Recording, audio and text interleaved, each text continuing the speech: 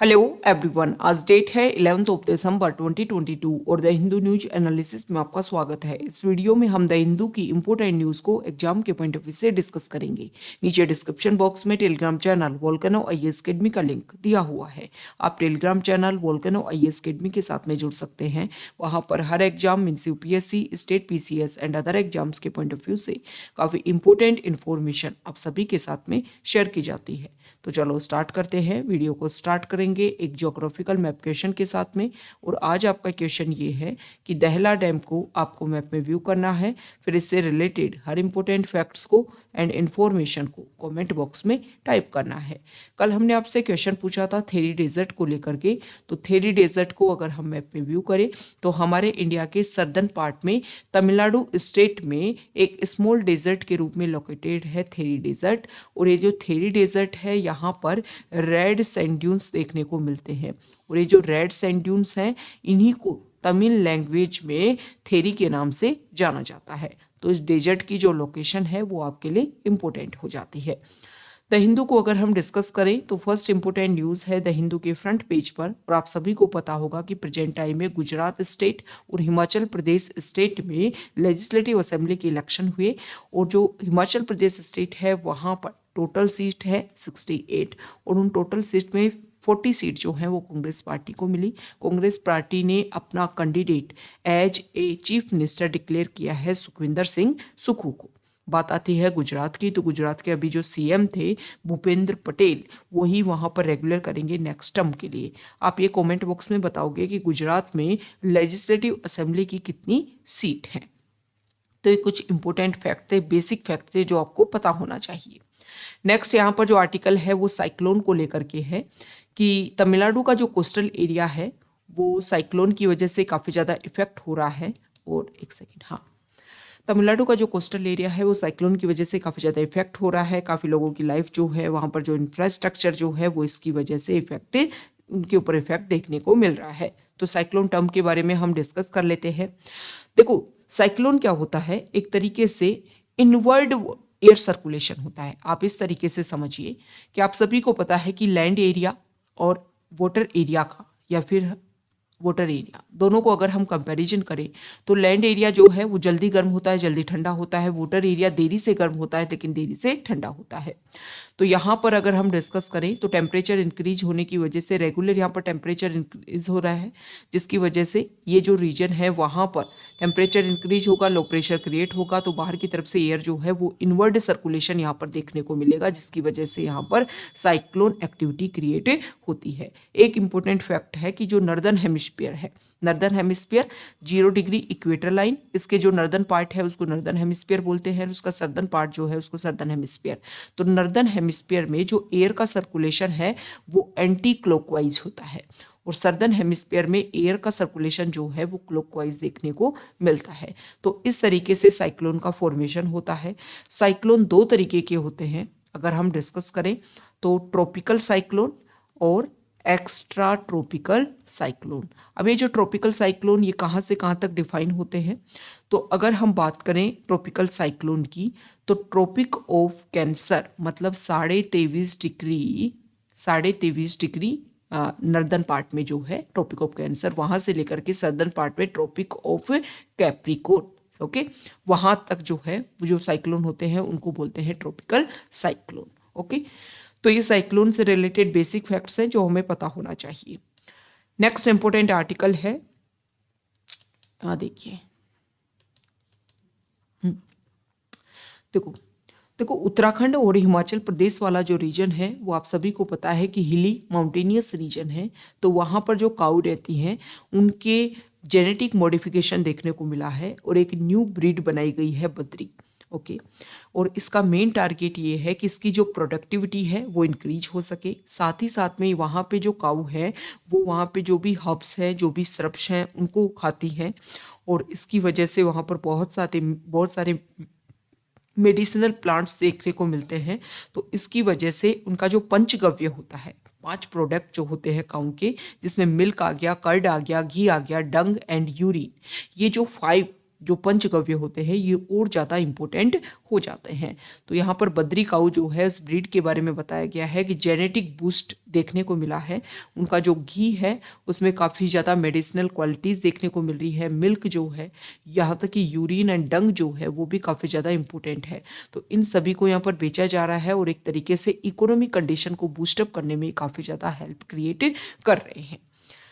Next important article है, यहाँ पर भूपेंद्र पटेल जो गुजरात के सीएम है उन्हीं के बारे में बताया गया है। ये आर्टिकल ये है कि बिल्किस बानो केस जो है, जिसमें जो भी लोग थे जिनको अरेस्ट किया गया था, जिनको पनिशमेंट मिला था, उनको जल्दी रिलीज कर दिया गया, अर्ली उनको रिलीज कर दिया गया उनकी सेंटेंस पनिशमेंट कंप्लीट होने से पहले ही। तो इसको लेकर के रिव्यू पिटीशन डाली गई है। तो सुप्रीम कोर्ट इसके ऊपर ट्यूसडे को डिस्कशन करेगा, इसको हियर करेगा इस पिटीशन को।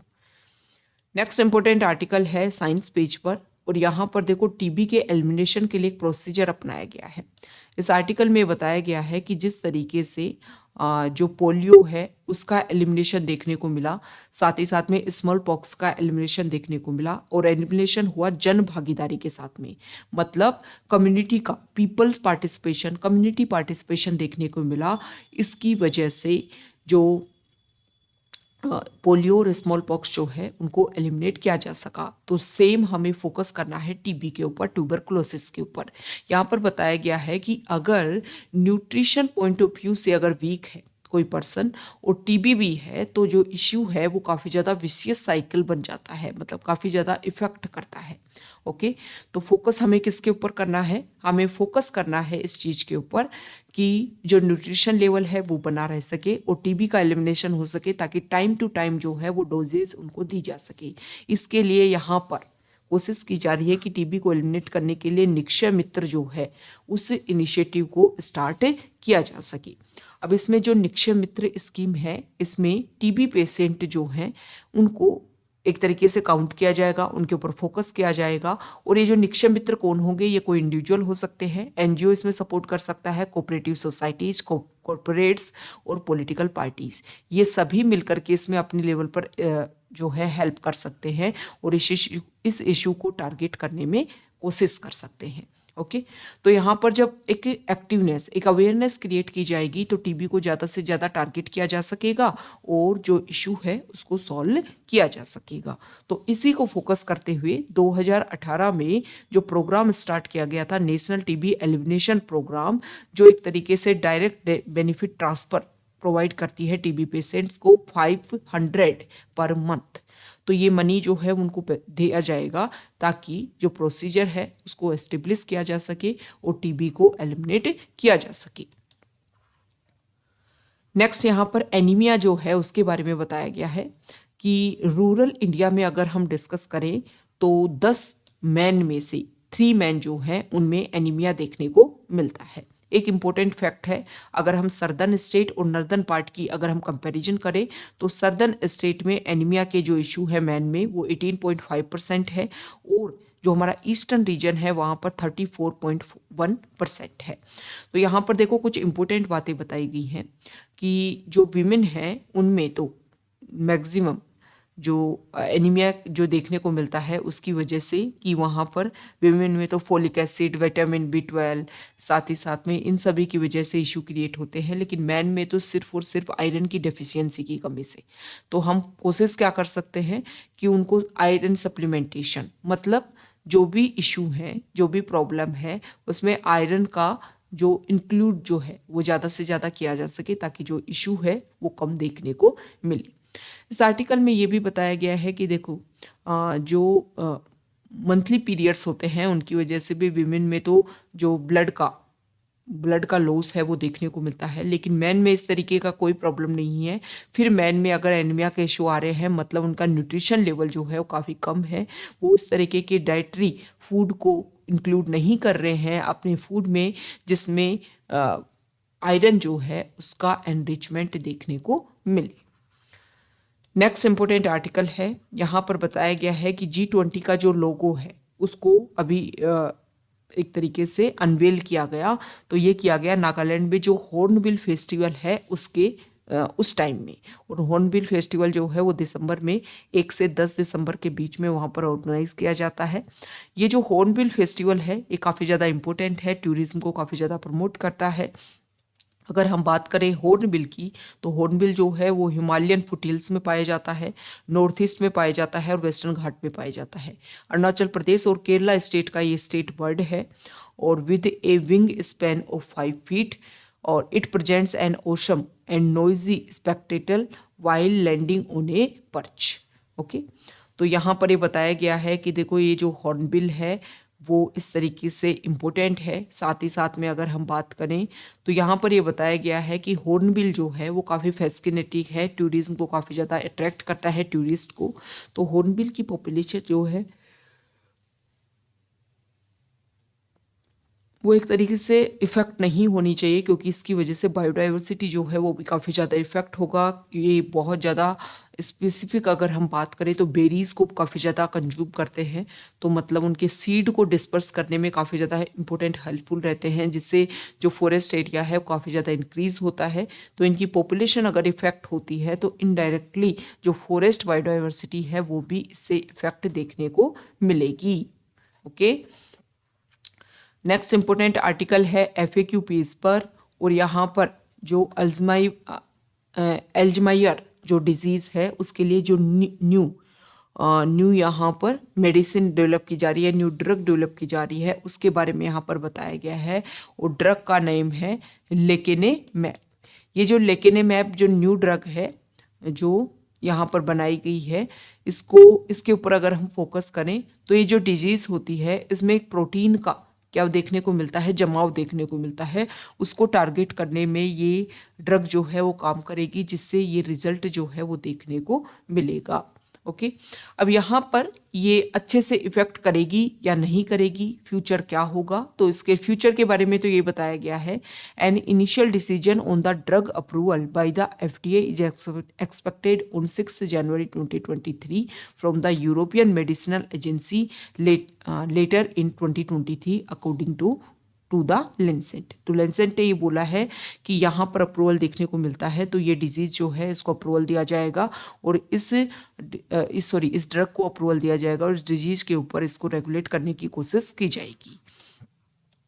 नेक्स्ट यहाँ पर रशिया के ऊपर जो प्राइस कैप के बारे में बात की गई है। तो देखो प्राइस कैप क्यों लगाया जा रहा है। प्राइस कैप इसलिए लगाया गया कि रशिया और यूक्रेन का जो वॉर स्टार्ट हुआ उसके बाद में इफेक्ट देखने को मिला, और रशिया का जो ऑयल है, क्योंकि इसकी वजह से पूरे वर्ल्ड इफेक्ट हुआ, तो रशिया का ऑयल जो है वो काफ़ी ज़्यादा अदर कंट्रीज़ ने इसको परचेज करना स्टार्ट किया। इंडिया के लेवल पर अगर हम बात करें तो इंडिया ने काफ़ी ज़्यादा इंपोर्ट किया रशियन ऑयल को। तो इसके बेसिस पर देखने को मिला कि अगर वॉर हो रहा है और फिर भी रशिया के प्रोडक्ट बिक रहे हैं तो वहाँ पर मनी की कभी कमी नहीं होगी, और मनी की जब कमी नहीं होगी तो इसकी वजह से जो वॉर है वो कभी ख़त्म नहीं होगा।